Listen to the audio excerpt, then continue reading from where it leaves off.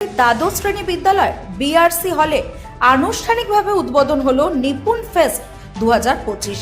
প্রদীপ প্রজ্বলনের মাধ্যমে অনুষ্ঠানের শুভ সূচনা করেন খোয়াই জেলা পরিষদের সভাধিপতি অপর্ণা সিংহ রায়। উপস্থিত ছিলেন বিশিষ্ট সমাজসেবী সমীর কুমার দাস, খোয়াই জেলা শিক্ষা আধিকারিক স্বপন সরকার ও ওএসডি মতিলাল দেববর্মা সহ অন্যান্য অতিথিবৃন্দরা। অনুষ্ঠানে বক্তারা শিক্ষা ও সাংস্কৃতিক চেতনা বিকাশে নিপুণ ফেস্টের গুরুত্ব নিয়ে মূল্যবান বক্তব্য রাখেন।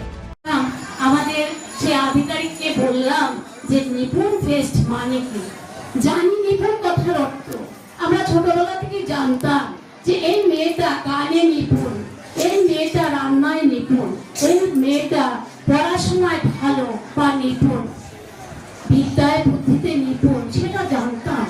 কিন্তু এই নিপুণ শব্দটা নিয়ে আজকে যে সরকার, যে ভারত সরকার, মোদী সরকার, সে ভারত সরকার সেটা এভাবে চিন্তা করবেন, সেই নিপুণ কথাটার মাহাত্ম্য নিয়ে কিভাবে সেটা সারা ভারতবর্ষের সঙ্গে সঙ্গে আমাদের এই ত্রিপুরা রাজ্যকে মেলে ধরবেন, সেটা ভাবনার বিষয়।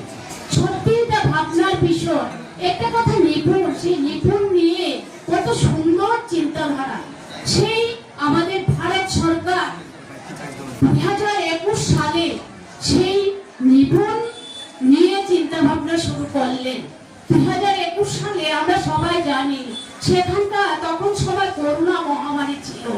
সেই করোনা মহামারী চলাকালীন সময়ে আমরা তখন করোনার সময় চিন্তা করছিলাম আমরা বাঁচবো না মরবো, আমরা কখন আমাদের প্রাণ চলে যাবে সেই করোনা নিয়ে।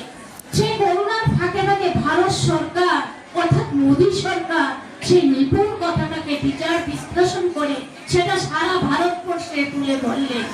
আর 2022 সালে আমাদের ত্রিপুরা রাজ্যে সেটা ইমপ্লিমেন্ট হলো। সেই 22 সাল থেকে আজকে 25 নভেম্বর সেটা আজকে 3 বছর পূর্তি।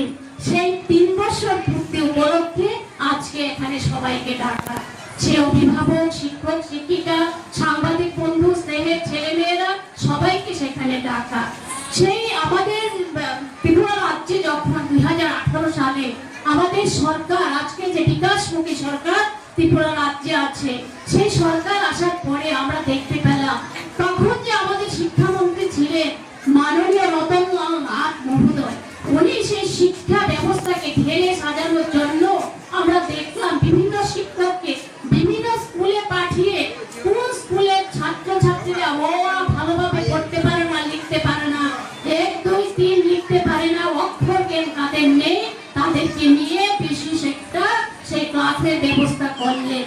তখন অনেক শিক্ষকরা